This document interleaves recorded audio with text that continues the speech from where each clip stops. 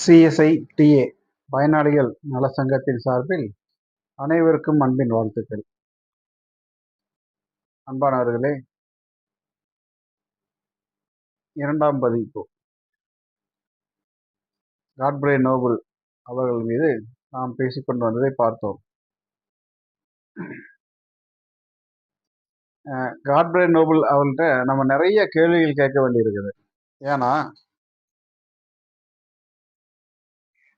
ஒரு போராளி தென்னிந்திய திருச்சபை என்னாலதான் மீட்க முடியும், என் மூலமா தான் ஒரு மாற்றம் வரும், என் மூலமா தான் நல்ல காரியங்களை செய்ய முடியும், அதுக்காக என்ன ஆண்டவர் அனுப்புனாரு அப்படின்னு நீங்க மாறுதட்டி ஒவ்வொரு பதிவுகள்லையும் நீங்க என்ன பண்ணீங்க, யூடியூப்ல பேசி வந்தீங்க. இதெல்லாம் பார்த்து நாங்க உங்ககிட்ட ஏமாந்து போனது. ஏன்னா நாங்க நினைச்சதும் நீங்க சொன்னதும் செயல்படுறதும் வேற வேற ஆங்கிள் நடக்குது. அப்படி இருக்கும்போது மக்கள்கிட்ட, தென்னிந்திய திருச்சபை கிறிஸ்துவ மக்களிடம், சிஎஸ்ஐ கிறிஸ்துவ மக்களிடம் தவறான தகவல்களை பரப்பி தவறான காரியங்களை சொல்லி மக்களை உங்களிடத்துல நீங்க என்ன கையில் எடுக்கிறீங்க. நல்லதுதான், நல்ல விஷயம்தான். யாராவது தென்னிந்திய திருச்சபையில இருக்கிற யாராவது ஒரு போராளி வந்து நல்ல காரியங்களை செய்வாங்களா அப்படிங்கிறது எல்லாருடைய அங்கலாய்ப்பா இருக்குது. ஆனா ஒட்டு மொத்தமாக உங்களை நம்பின என்னை போன்ற நபர்களுக்கு நீங்கள் என்ன செய்தீர்கள், என்ன பெற்றுக் கொடுத்தீர்கள், அதுதான் கேள்வி. அன்பை போதிக்கிற நீங்கள் ஒரு ஆயராக இருக்கிறீங்க, பிஷப்னு சொல்றீங்க, அபிஷேகம் பண்ணப்பட்டவன்னு சொல்றீங்க. அப்படி இருக்கும்போது ஏன் உங்களிடம் சகிப்பு தன்மை இல்லை? நீங்க பாருங்க, என்ன மிரட்டுறீங்க, எனக்கு வந்து மிரட்டுறீங்க. சென்னை உயர்நீதிமன்றத்தில் வச்சு உன்னை உண்டுலன்னு பண்ணிடுவோங்கிறீங்க, பெண்டை நிமித்திடுவோங்கிறீங்க. நான் பெண்டை நிமிடுறதுக்கு நான் என்ன கூணனா? கூனி குறுகி நிக்கிறதுக்கு எனக்கு கூண் ஒடிஞ்சு போச்சா, இல்ல கூண் வளைஞ்சு போச்சா? நான் என்ன பெண்டா இருக்கிறேன்னா? பெண்டை நிமித்திடுவேன்னு சொல்றீங்க. சரி, ரைட்டு, நல்லது, பெண்டை நிமித்துங்க. அன்பை போதிக்கிறீங்க, நீ எப்படி இருக்கணும், அதை சரி இதை சரின்னு சொல்லி ஒரு மயமலமான ஒரு வார்த்தையில சொல்றீங்க இல்லையா? சகோதரனிடத்துல அன்பு கூறாதன்னு பேர் யாரிடத்துல அன்பு கூறுவா? நீங்க மோகன் சிலாசர்கிட்ட வந்து ஒரு வழக்கு போட்டீங்க, நிறைய பிரச்சனைகள் நடந்துச்சு. அங்க ஏன் நீங்க இப்ப என்ன ஒப்புரவாங்க நீங்க? அப்ப நீங்க முதல் சொல்லிருக்கலாம்ல, போய் யாரும் ஒப்புரவாயிருக்கலாம்ல.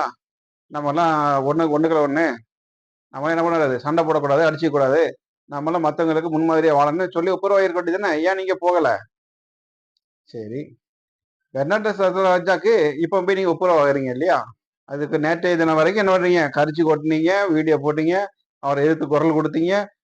அவரை ஜெயிலுக்கு அனுப்பாம நான் விட மாட்டேன், நான் விடவே மாட்டேன்னு சொல்லி நீங்க என்ன பண்ணீங்க? ஆக்ரோஷமா இருந்தீங்க. ஆனா இந்த மனுஷனை இந்த பணமும் பதவியும், பணம் படுத்தும் பாடும் பதவி படுத்தும் பாடும் பாருங்கன்னு சொல்லி எல்லாம் சொல்லுவாங்க பெரியவங்க எல்லாம்.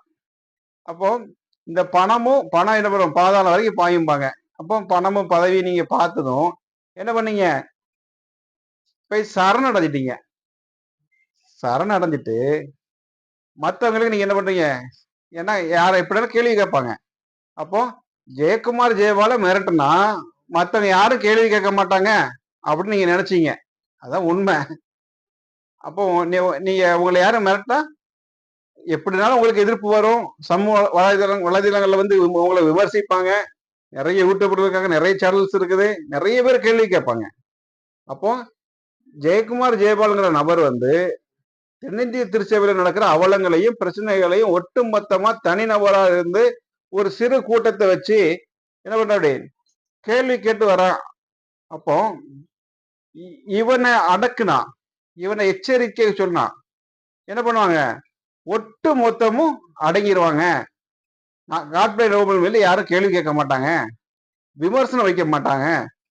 அப்படிங்கிறதுனால நீங்க என்ன பண்ணீங்க? நீங்க எதிர்த்தீங்க.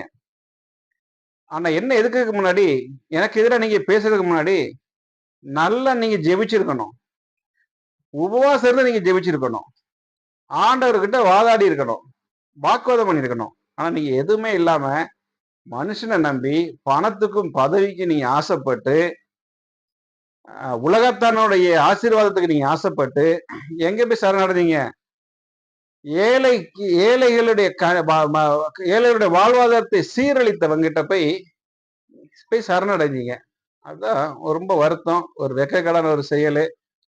ஐயா காட்பிரே அவர்களே, நீங்க எவ்வளவு பெரிய ஜாம்பவானா இருங்க, எவ்வளவு பெரிய அதிகாரியா இருங்க, உங்களுக்கு எவ்வளவு பெரிய ஆட்களார் தெரியட்டும், அமைச்சர் தெரியட்டும், ஜனாதிபதி தெரியட்டும், அது எனக்கு விஷயம் கிடையாது.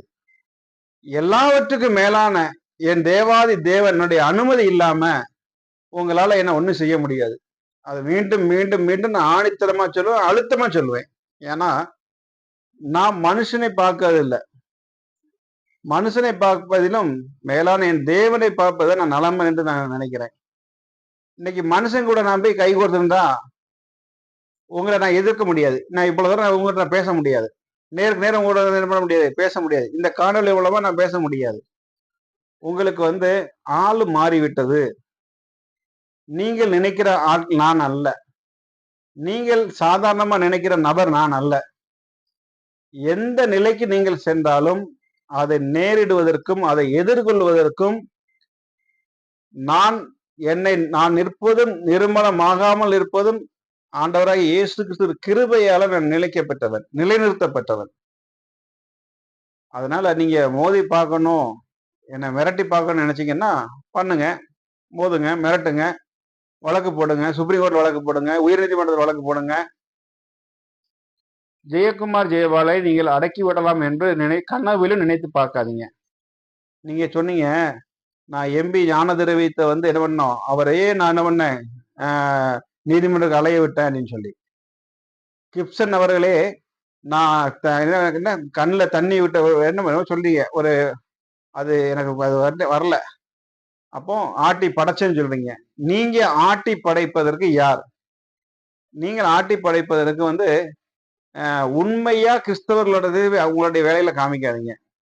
உங்களை போல ஜெபத்துல உண்மையா இல்லாம ஜெபம் இல்லாம மயமலமா இருக்க ஆட்கள்கிட்ட தான் உங்களுடைய பருப்பு வேகும். என்னை போன்று ஜெபத்தோடும் ஜெபத்திலே தரித்திருந்தும் ஆண்டவருக்காக வைராக்கியமா நிற்கிற நபர்களிடம் மோதி பார்க்காதீங்க. நீங்க இத்தனை பேரோடையும் மோதுறீங்க. எவ்வளவு பேர்ட்டு நீங்க எல்லாம் சவால் விட்டீங்க, எவ்வளவு பேரை நீங்க என்ன பண்ணீங்க, எல்லாமே பண்ணீங்க.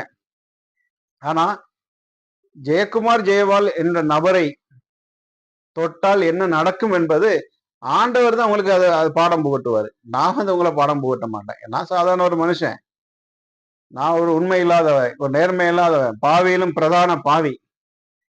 ஆனாலும் கொஞ்சத்துலயாவது உண்மையா இருக்குன்னு நினைக்கிற ஒரு நபர்.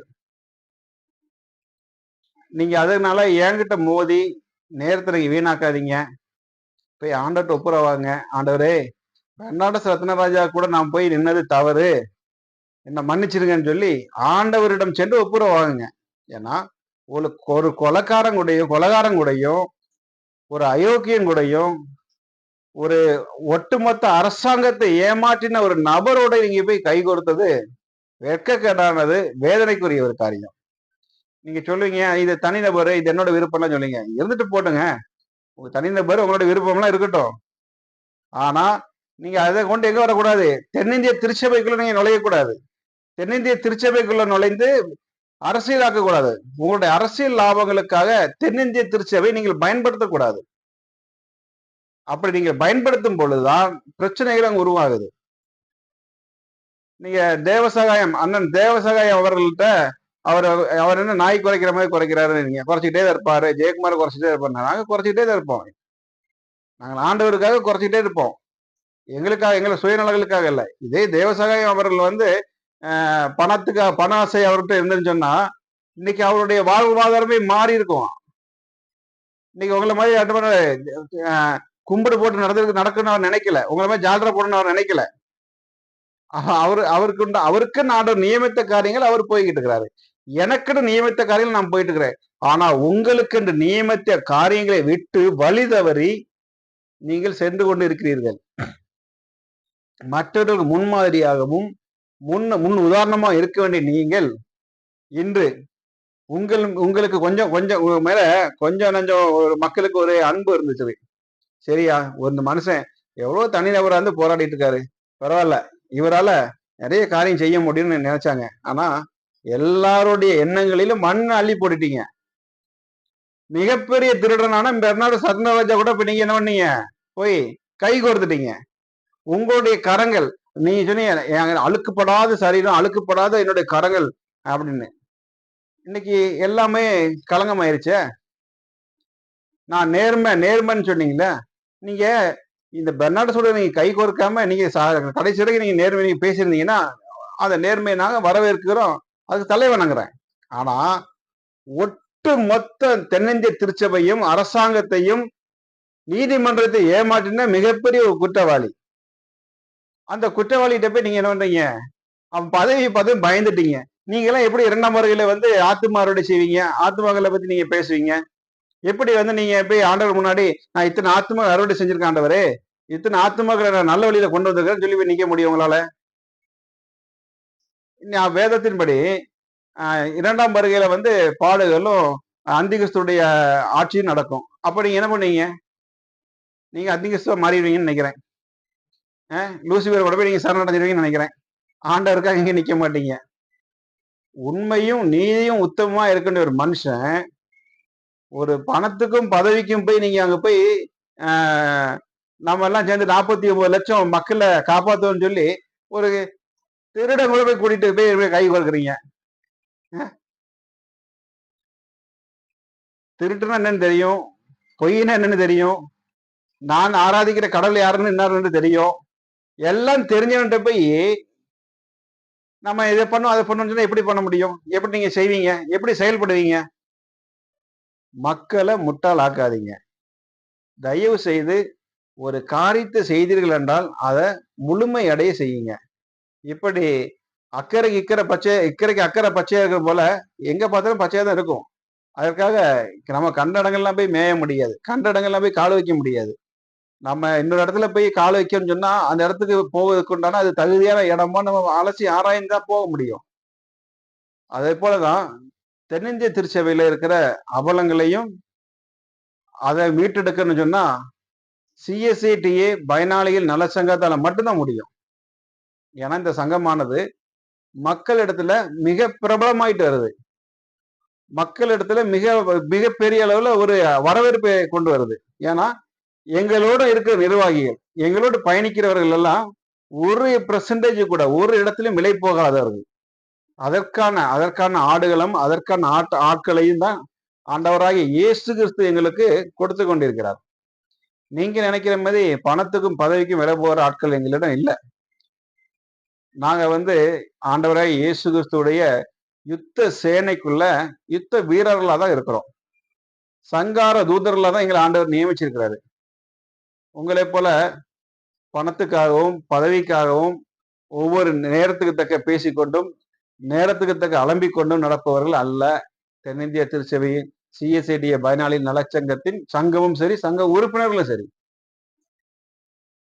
பெர்னார்டு சத்யராஜா எவ்வளவு பெரிய அயோக்கியம் திருடங்கள் எல்லாமே தெரியும், ஆதாரங்களோட. உங்களுக்கு அண்ணன் தேவசாய அவர்கள் ஆதாரங்களோட உங்களுக்கு கொடுத்திருக்கிறாரு. ஆனா அவருடைய நம்பிக்கை எவ்வளவு நம்பி இருப்பாரு அப்ப அவரு. நான் உங்களை நம்புறேன், அது ஒரு பக்கம் இருக்கட்டும், என்ன கூட அவர் நம்பி இருப்பாரு. ஏன்னா 10,000 கோடி சொத்துக்களை திருடினவனை தான் என்ன பண்றாரு, நீதிமன்றம் மூலமா அதுக்காக போராடி இருக்காரு. அவருடைய வாழ்வாதாரத்தை இழந்திருக்கிறாரு, கடுமையா போராடி இருக்காரு, இன்னைக்கு வரைக்கும் போராடி கொண்டிருக்கிறாரு. இப்படிப்பட்ட போராட்டக்காரர்களை நசுக்கும் விதமாக தான் உங்களுடைய செயல்பாடு இருக்குது.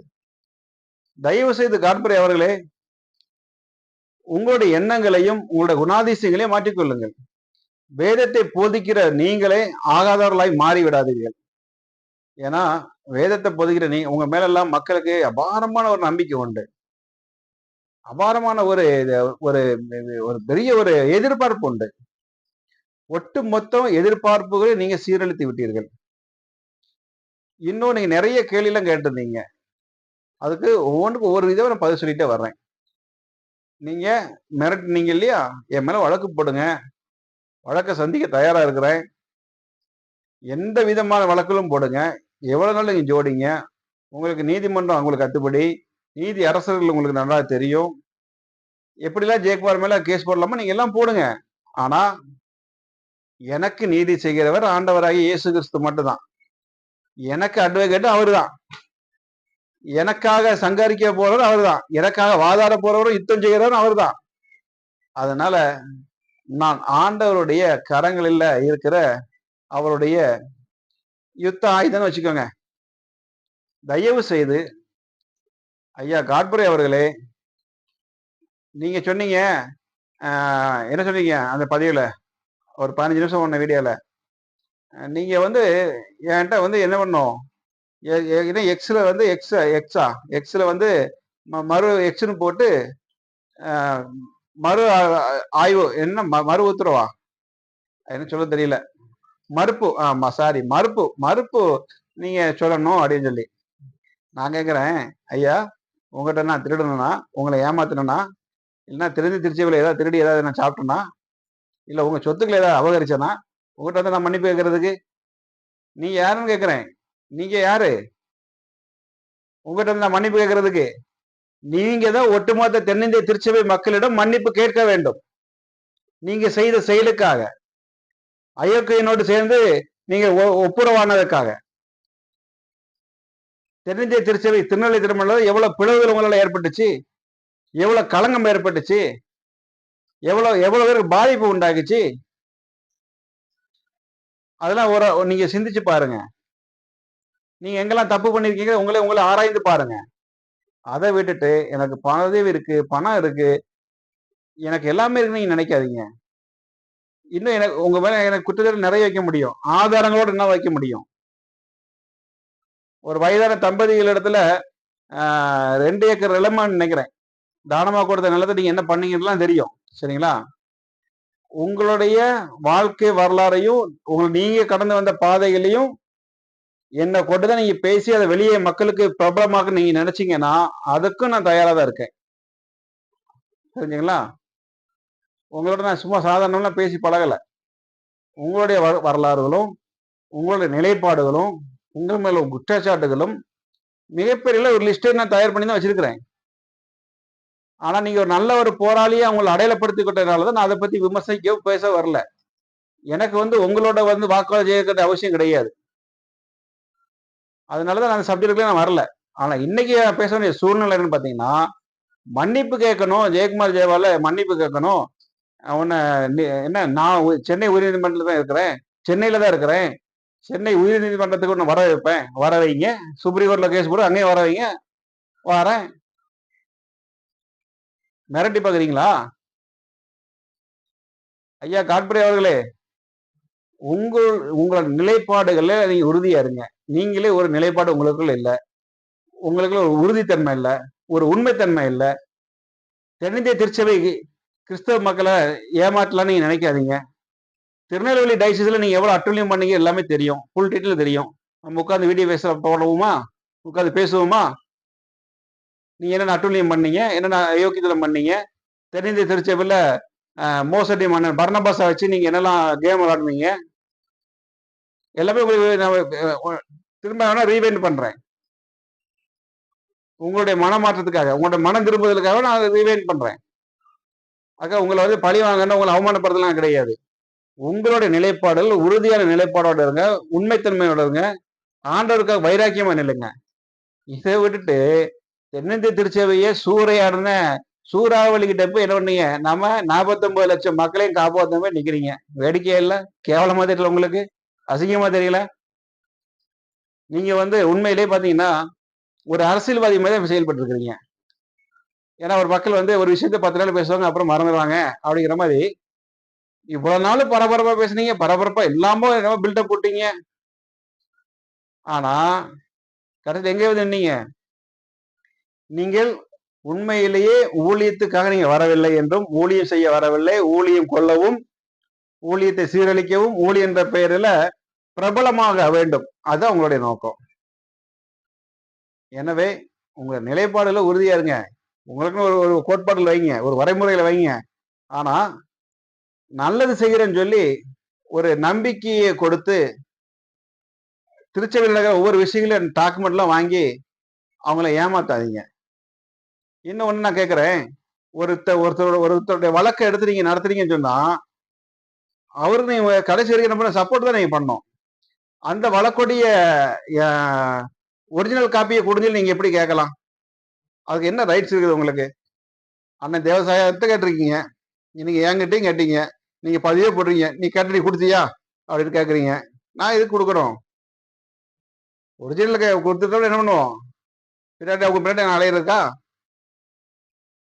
ஒரு கேட்கறதுல வந்து ஒரு லாஜிக் வேண்டாமா? பேசுறதுல ஒரு லாஜிக் வேண்டாமா? அப்போ நாங்க நம்பி கொடுத்துருந்தோம்னா எங்க நிலைமை நினைச்சு பாருங்க. இன்னைக்கு போராடுறோம்னு சொல்லி எல்லாத்தையும் ஆட்டையை போட்டவங்கிட்ட போய் உட்காந்துக்கிட்டீங்க. கர்நாடக ரத்னராஜாக்கிற அதை திருடங்கிட்ட போய் நீங்க அமர்ந்து உட்காந்துக்கிட்டீங்க. இப்படி இருக்கும்போது எப்படி நினைச்சு பாருங்க. நான் ஏன் இந்த பதிவை திரும்ப போட்டேன்னா, தென்னிந்திய திருச்சபையை சேர்ந்த திருச்சபை மக்களே, இப்படிப்பட்ட வாக்குகளை கொடுத்து உங்களை ஏமாற்ற நிறைய பேர் வருவாங்க. நான் அதை செய்யறேன் இதை செய்யறேன்னு சொல்லி எந்த இடத்துலயும் விலை போகாதீங்க. அப்படிப்பட்ட நபர்களை நம்ப வேண்டாம். உங்களுக்கு பாதிப்பு என்றால் நீங்கள் சிஎஸ்ஐடிஏ பயனாளிகள் நலச்சங்கத்தை 24 மணி நேரமும் தொடர்பு கொள்ளலாம். ஏன்னா எங்களுடைய ஆட்களும் எங்களுடைய டீமும் எந்த இடத்துலயும் விலை போக மாட்டாங்க.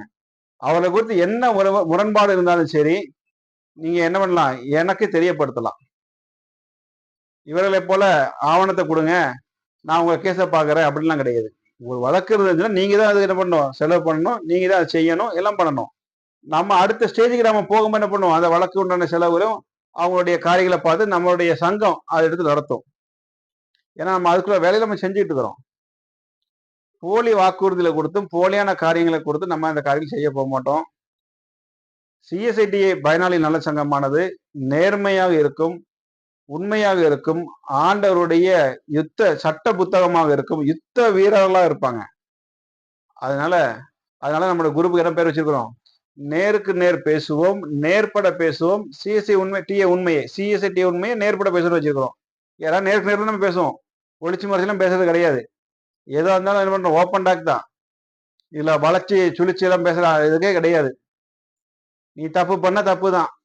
இதுதான் நம்மளுடைய இது பாயிண்டே. எனவே தென்னிந்திய திருச்சபை மக்களாகிய சிஎஸ்ஐ கிறிஸ்துவ மக்களே, உங்களுக்காக நாங்கள், உங்களோடு நாங்கள் சிஏ என்று கூறி மீண்டும் இன்னொரு சம்பவத்துல ஐயா காட்ப்ரே நோபல் அவர்களை குறித்தான நிறைய கேள்விகள் இருக்குது. கேள்வி கேட்போம். அவர் ஒரு வீடியோ போட்டு பதில் சொல்லுவாரு. ஏன்னா இது வந்து சண்டைக்காக இல்லை, சண்டைய சத்திரவில் இல்லை. நீங்க ஐயோ ஜெயக்குமார் பயந்தாலும் இல்லை, எனக்கு பயம் எல்லாம் ஒன்றும் கிடையாது. தெளிவுபடுத்த வேண்டிய விஷயங்கள் நிறைய இருக்குது. நான் நல்லவன் சொல்லும் போது நான் என்ன அடையாளப்படுத்தும் போது என்ன பண்ணும், நான் அதுக்காக நான் வேலை செய்யணும், அதுக்காக நான் பாடுபடணும். இதே காட்ப்ரே நோபல் அவர்கள் என்கிட்ட டாக்குமெண்ட்லாம் வாங்கினா எல்லாம் பண்ணாரு. கடைசி வரைக்கும் சந்திக்கிறதுக்கு அவர் முன் வரவே இல்லையே. ஏன் நீங்க சந்திக்க முன் வரல? கோயம்புத்தூருக்கு வர சொன்னீங்க, எல்லாம் வந்தோம், எல்லாம் பண்ணோம். அதுக்கு நீங்க எவ்வளவு டிமாண்ட் வச்சீங்க? எல்லாம் டிமாண்ட் வச்சீங்க. அதனால நீங்க வந்து மற்றவங்கள மாதிரி, மற்ற நபர்களை மாதிரி நீங்க மிரட்டி அவங்க உருட்டிட்டு நீங்க அலைஞ்ச மாதிரி ஜெயக்குமார் ஜெயபால் என்ற நபரை நீங்க மிரட்டிடலாம்னு நினைக்காதீங்க. ஏன்னா இது வந்து ஆண்டவரால் உருவாக்கப்பட்டது. இது வந்து அடிமைகளால் உருவாக்கப்பட்டது இல்லை, மனுஷனால உருவாக்கப்பட்டது இல்லை, ஆண்டவருடைய திட்டங்களால உருவாக்கப்பட்டது தான் ஜெயக்குமார் ஜெயபால். அது என்னோட நபர்களுக்கும் எனக்கு விரோதமாக செயல்பட்ட நபர்களுக்கும் அது தெரியும். மீண்டும் ஒரு உண்மை சம்பவத்தோடு இன்னும் தொடரும். நன்றி.